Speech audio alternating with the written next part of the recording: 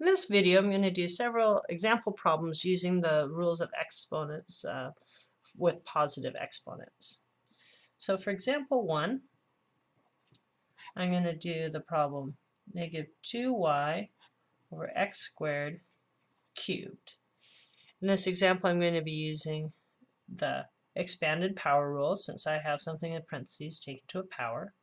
Within the parentheses, there's nothing I can do to reduce that. So I will go ahead and apply that power. If I have anything negative to an odd power, I always get a negative answer, so I know it's going to stay negative. 2 to the third means 2 times 2 times 2, which is 8. Y to the 1 times 3 is y cubed. And I have x to the 2 times 3, or x to the 6th. Each base appears only once. The numbers are all expanded out as far as possible, so that would be my answer.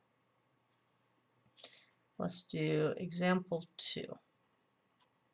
Example 2, I have a fraction, 5x squared y to the 7th over 15x to the 9th y cubed. In this case, first I'm going to look at the numbers, and I can see a common factor of 5, so I can factor out of 5, get 1/3. Now I'm going to look at my x's. I have more x's on the bottom, a higher power, more of them. So I have x to the 9 minus 2, x to the 7th on the bottom. And on the top, I'm going to have the y's because I have more y's, a higher power on the top. And I have y to the 7 minus 3, or y to the 4th. Now in general, for a final answer, I wouldn't leave a factor of 1 like that. I would just write y to the 4th over 3x to the 7th. Each of my bases appears only once, and my numbers are all multiplied out.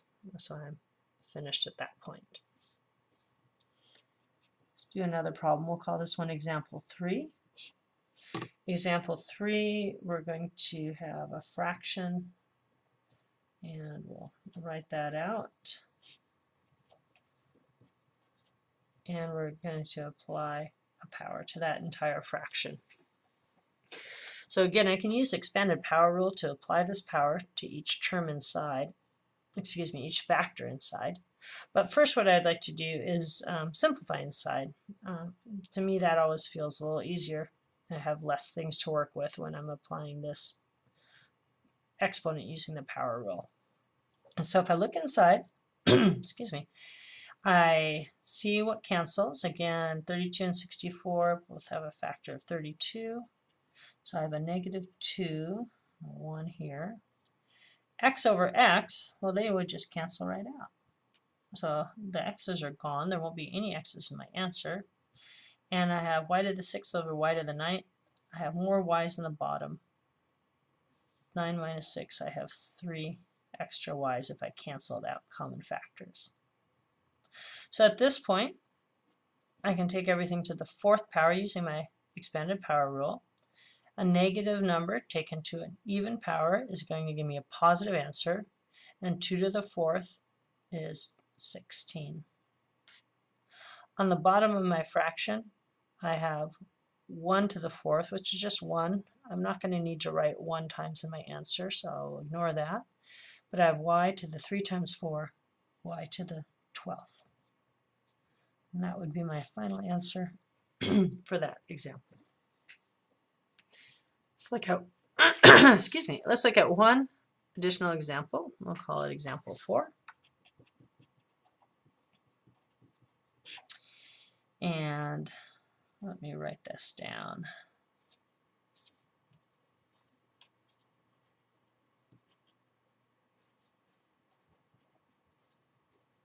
Okay, so in this example, I have a term that is a factor that is all squared, and then another factor with no exponent, and then this final one, 2a, and that is taken to the 0 power. So when I look at that, anything I take to the 0 power is going to equal 1. So this entire part is just going to equal 1, since that 0 is applying to everything in the parentheses.